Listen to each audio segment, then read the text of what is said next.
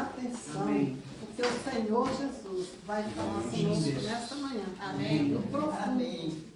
Deus, em nome de Jesus, nós te louvamos. Amém, Jesus. Nós glorificamos o teu nome, Senhor, e apresentamos a igreja do Senhor aqui nesta manhã. Amém. Toma, Senhor, a pastora, porque ela vai ser o canal de bênção para nós nesta manhã e para que o seu nome seja exaltado, glorificado, em nome do Eterno. Amém. Vamos receber. Amém, irmãos. Glória a Deus, né? O Senhor é bom, tem nos guardado, não é? Glória a Deus. Então, pedido da pastora Sônia, nós começamos a trazer uma série, uma pequena série, né, sobre a cura da alma. E eu estou usando, né, baseando em um livro chamado A Cura pela Palavra, da Alma pela Palavra, do Marcelo Aguiar. E na semana passada, só para dar uma lembrada, né, nós começamos então a tocar em alguns pontos. Nós vimos que as nossas dores normalmente estão na alma, não é? Que a nossa alma assumiu o controle desde o pecado, né, de Adão e Eva, onde o espírito foi morto ali como consequência do pecado. E precisamos de nascer de novo para esse espírito ser ativado na nossa vida pelo Espírito Santo. Então a nossa alma ficou no controle muito tempo, não é? Desde a época até então. Por quê? A raça humana, né, foi criada perfeita diante de Deus, ela pecou, e aí passou a reproduzir cada um segundo a sua espécie. Nós somos, então, reproduzidos segundo a nossa espécie, que é a espécie caída. Então a alma passou a ser, né, a sede que é a nossa emoções, sentimentos, razão, vontade, mente, decisões, e ela passou a controlar a nossa vida. E nós precisamos consagrar a nossa alma constantemente a Deus, porque o espírito nasce de novo, mas a alma não. E a alma, que a Bíblia chama de carne, né, que tem os desejos, as vontades, para buscar o próprio prazer. Então, nós vimos também que a nossa cura precisa ter um objetivo. E o objetivo é ser semelhante a Jesus. Não é só para a gente ficar bem e feliz. A nossa alegria, a nossa cura, a nossa felicidade depende do Senhor, não é? Então, Romanos 8:29 diz, Ele nos predestinou para sermos conformes à sua imagem, a fim de que Ele seja o primogênito entre muitos irmãos. Então, nós temos uma caminhada, um objetivo, ser semelhante a Jesus. 100% a gente não vai conseguir, mas a gente pode se aproximar muito, não é verdade? Cada um vai estar em um ponto diferenciado, mas o alvo é o mesmo, ser semelhante a Jesus. E nós vimos que ao longo da caminhada, nós precisamos de ter atitude. É nossa responsabilidade colocar a nossa vida diante do Senhor para receber a cura dele. E isso vem através do perdão. E nós também precisamos perdoar. E muitas vezes, nós, por não conseguir, ou não querer, ou não entender que precisamos perdoar, nós guardamos muito ressentimento. E cada vez que a gente lembra de uma situação, a gente sente tudo de novo. Vamos ficar livre disso, não é? Nós vimos um texto onde Jesus pergunta para o paralítico, querem ser curados? E essa pergunta, ela se torna atual para nós hoje. Querem ser curados? Porque muitas vezes a pessoa não quer. Pode parecer estranho, mas existem ganhos em permanecer do jeito que a pessoa está, não é? Ganha um olhar diferenciado, ganha a simpatia das pessoas por um tempo, pelo menos, não é? E aí a pessoa pode achar que aquilo ali é suficiente e ela não entender que ela precisa sair dessa situação para ter uma vida de vitória, uma vida livre. E aí, continuando hoje, nós vamos tocar em algumas dessas dores que afligem a nossa alma. De modo geral, eu creio que todos já passaram por algumas dessas dores, uns com mais intensidade, outros com menos intensidade, mas a questão é sair delas, como sair delas, não é? E a pergunta continua, você quer ser curado? Você quer ser liberto dessa aflição da sua alma, não é? Hoje nós vamos falar um pouco sobre angústia, decepção e culpa. São três dores que afligem de modo geral a nossa condição humana, não é? A gente passa por isso de um momento ou outro. E para começar, nós vamos ler um texto de Samuel, 1 Samuel 13, de 5 a 7, depois o 22 e 14, 6. Abre, por favor. 1 Samuel 13, de 5 a 7. E diz o seguinte, reuniram-se os filisteus para pelejar contra Israel, 30.000 carros e 6.000 cavaleiros, e povo em multidão, como a areia que está à beira-mar. e subiram e se acamparam em Micmas, ao oriente de Bet-ar.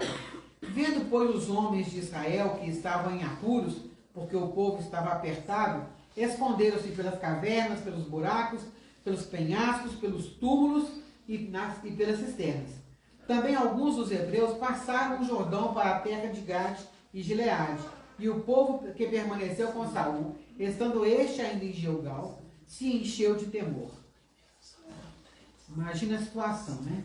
E vamos para o 22. Sucedeu que no dia da peleja não se achou nem espada, nem lança na mão de nenhum do povo que estava com Saul e com Jonatas.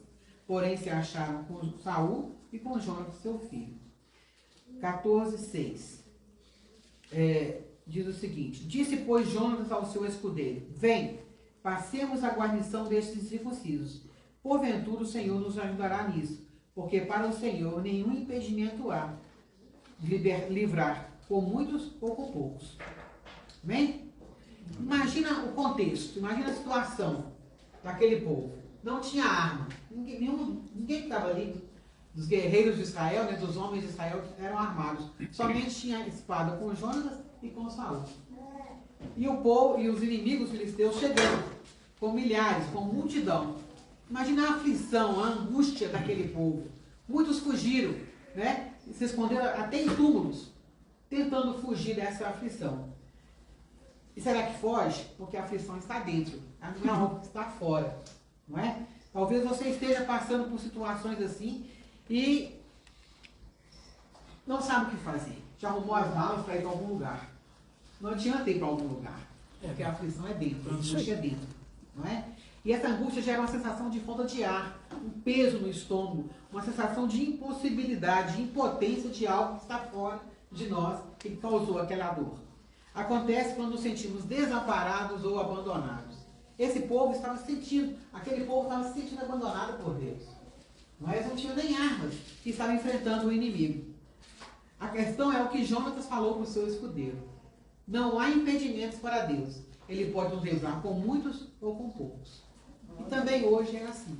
O mesmo Deus que livrou Israel naquele momento, diante daquela situação que era impossível, é o mesmo Deus que se propõe a nos livrar hoje de toda e qualquer angústia.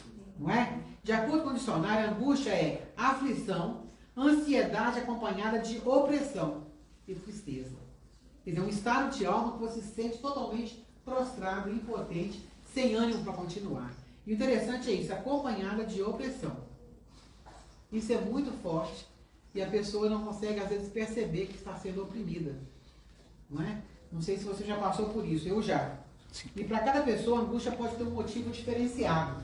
Não é? Para Davi era atravessar o vale da sombra da morte. Para Abraão é ter que sacrificar o seu filho Isaac. Para aqueles israelitas era enfrentar os filisteus estando desarmados. E para muitos hoje, é um filho viciado, é um processo de divórcio, é um desemprego, é uma doença grave, e isso gera aflição, não é? Isso gera angústia. Não é possível que você esteja procurando agora mesmo um jeito de se livrar dessa angústia. Mas como Jonas, você precisa dizer para si mesmo: não há impedimentos para Deus. Amém.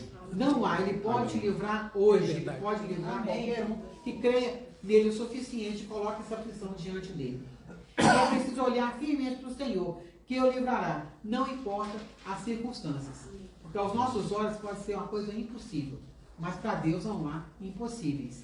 E essa tem que ser uma afirmação lá no nosso espírito, uma convicção que a gente precisa ter. Não é só falar da boca para fora, não é? Porque a situação, quando a pessoa passa por uma angústia profunda, ela fica paralisada. Ela fica com essa dor guardada como se isso fosse assim, o fim de todas as coisas. Até que o Senhor entra com provisão e muda. E isso pode acontecer hoje aqui, se for o seu caso. Já passou por isso? Já se sentiu assim? Nessa angústia profunda? E o livramento? Já foi liberto? Já foi curado dessa dor na sua alma? Amém. Se não foi, você pode ser hoje. Amém. Outra dor que nos acomete muito é a decepção com aqueles a quem amamos. Isso é uma questão muito delicada também. Porque a gente, quando relaciona-se com pessoas, a gente tem amizade, tem apreço, a gente espera dessa pessoa também um retorno de amizade, de apreço, de consideração. E muitas vezes são essas pessoas que vão nos trair, né? Que vão roubar a nossa confiança, e a gente olha e fala, como assim? Por quê? Não é? Isso aconteceu com Jesus. Olha o que diz Mateus 26, 31 e 32. Mateus 26, 31 e 32. Então Jesus lhes diz, esta noite, todos vós vos escandalizareis comigo, porque está escrito, ferirei o pastor, e as ovelhas no rebanho ficarão dispersas. Mas depois da minha ressurreição, irei adiante de vós para a Galileia. Quem é que ia escandalizar com Jesus? Os próprios discípulos. E eles realmente se foram. E Jesus ficou sozinho. Não é? Nós sabemos o final da história, mas eles não sabiam na época. Não é? E aí a gente hoje olha, você pode olhar e pensar assim, puxa, eu também fui traído. Por pessoas que estavam próximas de mim. Por pessoas que eu tinha relacionamento. E dentro da igreja isso acontece muito. Porque a gente confia, a gente se dedica, a gente entrega a nossa vida, às vezes, na mão de pessoas que a gente acha que vai ter a mesma consideração para conosco. Não é? Às vezes nós crentes somos um pouco ingênuos para perceber algumas coisas. E nos deixamos levar por situações. Isso é um negócio muito sério, muito grave. E a gente precisa trazer isso também diante do Senhor. Porque Ele não nos decepciona. Ele não vai nunca nos trair. Não é? E a questão é que também a resposta nem está no perdão. É preciso perdoar essa pessoa ou essas pessoas que traíram a sua confiança, que interferiram em algo tão delicado que você tinha para com eles, não é? Jesus foi traído, deixado sozinho por aqueles que ele mesmo escolheu, os seus discípulos. E perdoar não é uma tarefa fácil para nós. Nós não gostamos disso, né? Nós gostamos de vingar. E uma vingança assim, planejada, fria e com o dobro possível da dor do outro. Só que ao fazer isso, a dor só aumenta, ela não diminui. E aí você fica numa situação ainda pior. E ainda mais perdoar alguém de que nós esperávamos companheirismo, esperávamos amizade e que nos traiu a confiança. Não é tão simples assim, mas é preciso entender o que aconteceu para começar a trabalhar com isso, para ficar livre disso. Nós não podemos evitar a decepção. Isso acontece no dia a dia, em menor grau ou maior grau, não é? E a nossa alma realmente sente isso muito forte e pode guardar isso por muito tempo. Mas o perdão é a chave. Não tem outra forma de ficar livre dessa dor. É o perdão que é a chave. E tem uma fala, né, de um certo dia, um monge perguntou ao seu mestre, por que deveria eu perdoar ao meu opressor? Ele agiu mal para comigo. E olha a resposta do mestre. Ele diz, é verdade, mas e tu, que mal fizeste para carregar contigo o peso de não perdoar? Não é interessante? Muito. Porque o peso de não perdoar é enorme também. Então você vai carregar esse fardo sobre as suas costas até quando? Isso é verdade. É preciso liberar o perdão para que você fique livre. Né? Davi disse, não é o inimigo que me afronta, mas meu amigo íntimo. Porque o de fora não vai nos afrontar. O de fora não vai nos decepcionar. Não temos relacionamento com ele. Não faz diferença. Mas o de dentro de casa, o de dentro da comunidade, os relacionamentos mais próximos, são os que mais nos decepcionam. E a gente também decepciona outros, não é? Mas vamos tomar só para o nosso lado hoje. Amém. Então o coração decepcionado pode nos tirar no estado de depressão, de rancor, passando a abrigar feridas profundas, né? Lembranças amargas, que se torna muito difícil confiar em mais alguém. Então você acaba se isolando.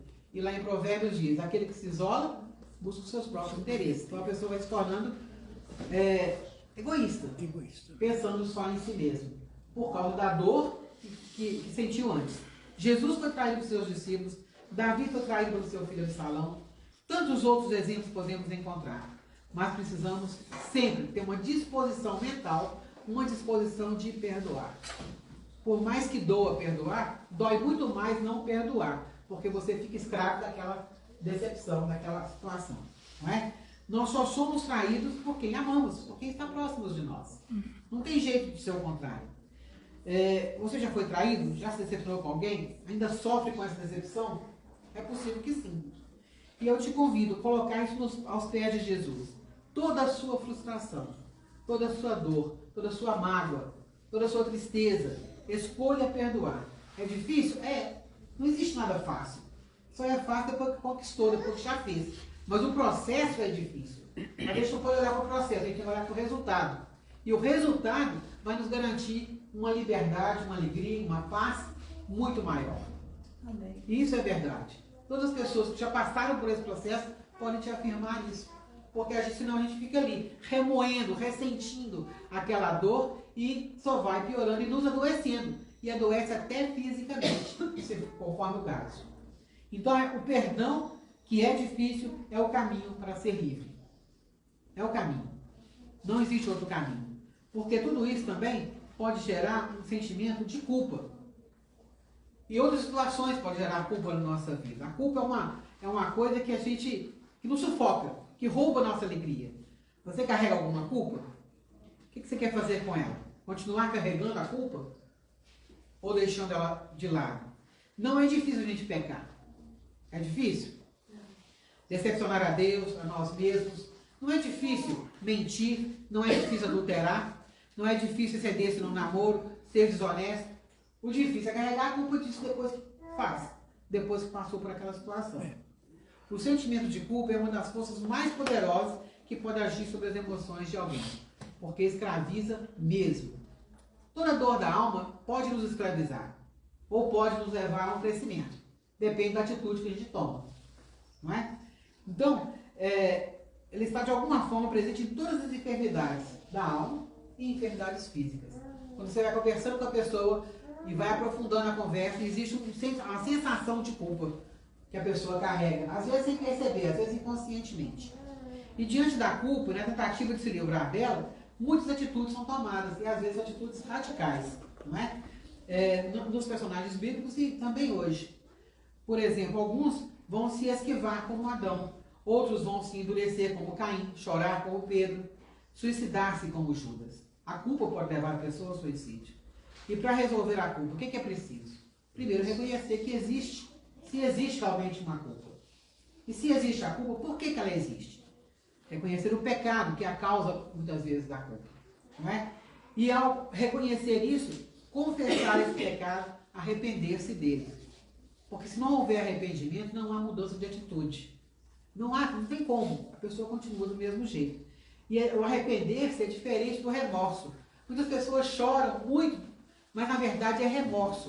O que é a diferença de um para o outro? O arrependimento te leva a mudar de vida. É como que eu pude pecar contra aquele que me amou a ponto de dar a vida por mim. E isso te leva a uma mudança de atitude, uma mudança de mente. O remorso não. Agora que eu pequei, agora que todo mundo ficou sabendo, eu vou perder a simpatia das pessoas. Eu vou perder o meu salário, eu vou perder o meu emprego, vou perder isso, aquilo. É um choro por aquilo que eu vou perder, pelas perdas que eu vou acumular. Mas o arrependimento, ele é profundo. Ele gera uma mudança, uma transformação de mente. E é o arrependimento que a Bíblia nos ensina que vai mudar a nossa história. Não é? Sem arrependimento, não tem como você ter uma experiência real com Jesus. É preciso que isso aconteça. Lá em Provérbios 28:13 diz: aquele que encobre as suas transgressões jamais prosperará. Você fica amassando barro e não produz o tijolo. Você fica repetindo as mesmas coisas. Não é? Aquele que confessa e deixa, alcançará a misericórdia. Ele prospera, ele caminha, ele fica livre. E essa é a chamada de Deus para nós hoje. E nós estamos falando de uma culpa real. Algo que você fez, que você falou, que você provocou para alguém, e isso gerou uma sensação de culpa. Mas existe uma outra sensação de culpa. É uma sensação por algo que você não foi responsável por aquilo. Você não provocou, mas você carrega como se fosse sua. Pode ser a história familiar. Por exemplo, uma criança que os pais se divorciam da menina nova, ela sente que a culpa é dela, que é ela que foi responsável pelo divórcio dos pais, pela separação dos pais, pelo abandono quando um dos pais vai embora. A criança se sente assim, e muitas vezes carrega isso para a vida, como se a culpa fosse dela. Então tudo que deu errado, a culpa é minha, a culpa é minha. Como se ela fosse assim, o recipiente da responsabilidade de todos. Não é? E essa culpa, ela não é uma culpa pelo pecado dela mesma, mas é pelas situações, pecados de outros. É como a criança se sentiu e carregou isso pela vida. Então existe uma culpa real, que é uma causa, uma consequência do pecado, do mau comportamento, de situações, e existe essa culpa que é absorvida pela criança de modo geral e cresce e continua carregando aquilo ali. Então são dois tipos de culpa. A culpa real, você tem que se arrepender, não tem outro caminho. É preciso reconhecer o pecado e se arrepender, se possível corrigir. Nem sempre é possível corrigir, mas uma mudança é preciso acontecer de dentro para fora. Na culpa que é sentida, é preciso também entender que aquilo ali não é responsabilidade sua, para você conseguir abrir mão daquilo e não só carregar essa culpa mais. Porque a culpa, ela faz com que a gente entre para dentro e fique sobrecarregado o tempo todo, ou se sentindo incapaz de prosseguir, incapaz de conquistar, incapaz de prosperar. Mas a Bíblia diz, aquele que confessa e deixa, aquele que confessa, ele é liberto. O que encobre, não, que é isso? Eu não tenho nada com isso não, eu sou vítima. Foi o fulano que fez isso, foi o fulano que me levou a fazer isso, a falar isso. Não. Se fizer assim, vai carregar a culpa constante. Ou qualquer outra dor que tiver. Nós precisamos assumir responsabilidade sobre nós mesmos. Não jogar para o outro. Não falar, a culpa é do meu pai, a culpa é da minha mãe, a culpa é não sei de quem, a culpa é do pastor. Porque a gente gosta de culpar, a culpa é Deus. Né? Já reparou que tudo que acontece, a pessoa às vezes se entender de culpar a Deus? Por que não culpa o diabo, né? Foi ele que veio para roubar, matar e destruir, não é? Tudo. Mas a pessoa culpa Deus. Por quê? Porque tem dificuldade de encarar, às vezes, a própria responsabilidade diante daquela situação. E vai vivendo. E vai ficando encurvado. E vai sentindo pena de si mesmo, tendo autopiedade. E a coisa só vai piorando. Porque você fica escravo da sua dor. Seja ela da angústia, seja ela da decepção, seja ela da culpa. Você quer ser curado? Resposta, você precisa de dar de dentro, não é só da boca para fora. Para que você consiga realmente ficar livre. E qual que é o remédio para todos esses males da alma? É colocar-se aos pés de Jesus. Mas Jesus, eu não dou conta de lidar com isso. Essa situação aconteceu, isso está me corrompendo por dentro, corrompendo toda a minha vida. Eu preciso ficar livre desse fardo. É isso que você quer? Você precisa confiar nele. Confiar na palavra de Deus. Independente do seu sentimento. Porque se olhar para o nosso sentimento, a gente quer ficar ali alisando o nosso sentimento, a nossa dor, para que o outro tenha dó de nós. Não espere. Não queira que ninguém tenha dó de você. Não é? Dó não muda ninguém, dó não transforma nada. Dó é dó, não resolve nada. Mas a compaixão do Senhor para a sua vida pode mudar a sua história, mudar a sua vida. Sim. Se você se colocar diante dele, reconhecendo que ele é Deus, que ele é Senhor e que ele pode transformar você, seja qualquer que seja a situação, grande ou pequena, difícil ou não. Você quer? Você pode ficar livre agora. Eu gostaria que vocês ficassem de pé, fechassem os seus olhos, pensassem um pouquinho na sua vida. O que é que você tem sofrido? Qual é a dor principal da sua alma? Por que isso tem te afligido há tanto tempo? Você pode ficar livre dela hoje. É você e Deus, é a sua vida, é sua responsabilidade colocar isso diante do Senhor. Mas Deus, eu não quero mais. Eu não quero sofrer por isso mais. Aleluia. Eu não quero sofrer por essa angústia mais. Eu não quero carregar isso dentro de mim, porque isso tem roubado a minha alegria. Amém. Isso rouba a minha paz. Isso rouba a minha coragem de continuar caminhando. Isso gera um peso tão grande que eu me sinto cansado constantemente. Senhor, em nome de Jesus, me ajude nesse momento. É a sua vida.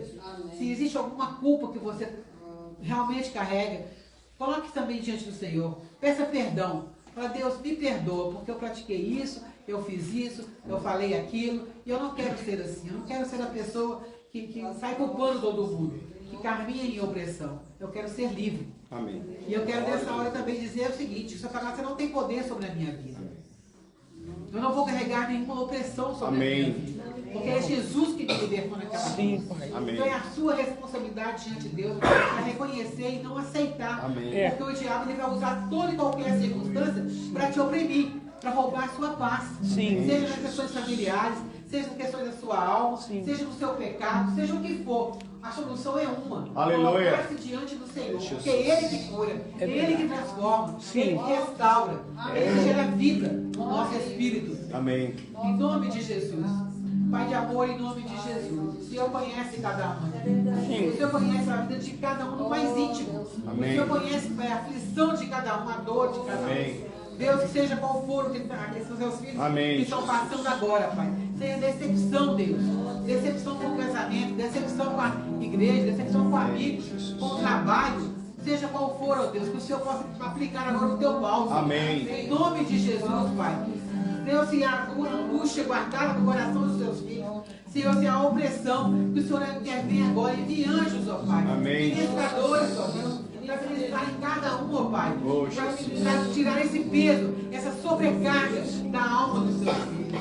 Senhor amado, em nome de Jesus, nós clamamos a Ti, porque reconhecemos que o Senhor é o dono da vida, que o Senhor é quem transforma, o Senhor é quem liberta, o Senhor nos quer ter livres para te adorar, para te servir, para declarar que o Senhor é Deus, para que os outros olhem para nós e vejam o Senhor em nós. Pai, em nome de Jesus, ajuda-nos, ó Pai, na nossa fraqueza, ajuda-nos na nossa falta de fé. Oh Deus, em nome de Jesus, para crer nós precisamos do Senhor, para viver nós precisamos do Senhor, Pai. Deus, em nome de Jesus, traga paz.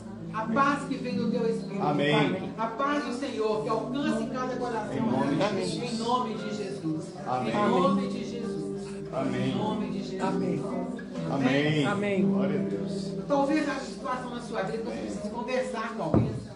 Você precisa falar com alguém. Porque às vezes é isso, você tem que conversar, falar. Pode sentar. E aí eu quero me colocar à disposição, os pastores também estão à disposição. Cabe a você dar o primeiro passo e falar, eu preciso conversar. Eu preciso falar sobre uma situação da minha vida. O que você falar, pode ter certeza que vai ficar ali. Não vai ser passado para ninguém. Não vai ser virar ponto de fofoca para ninguém. Porque não é esse o objetivo. Muita gente tem medo de falar, pelo medo daquilo ali sair e alcançar outras pessoas e ficar numa situação difícil. Não é esse o objetivo. O objetivo é que você fique livre. Livre de qualquer dor, livre de qualquer aflição, de qualquer angústia e de decepções, de culpa principalmente, porque a culpa é muito sutil na nossa vida. Mas você precisa se colocar à disposição e falar, Deus, me ajuda. Eu não dou conta de fazer isso aqui agora, porque é muita coisa. Eu preciso de conversar com alguém que possa me orientar, que possa me ajudar. Faça isso, tenha coragem. Não deixe que o inimigo roube a sua paz e continue roubando a sua paz. Porque é isso que ele quer fazer. Para que o amor de Deus não flua através de você. Mas o Espírito Santo é o contrário. Ele quer que você seja livre. Amém. Para fluir através da sua vida. Que outros vejam. Amém. Ele é Deus poderoso. E Ele pode, Ele faz, Ele quer fazer. A questão é, você quer? Nós queremos? Que seja assim a sua resposta. Em nome de Jesus. Amém. Amém. Amém.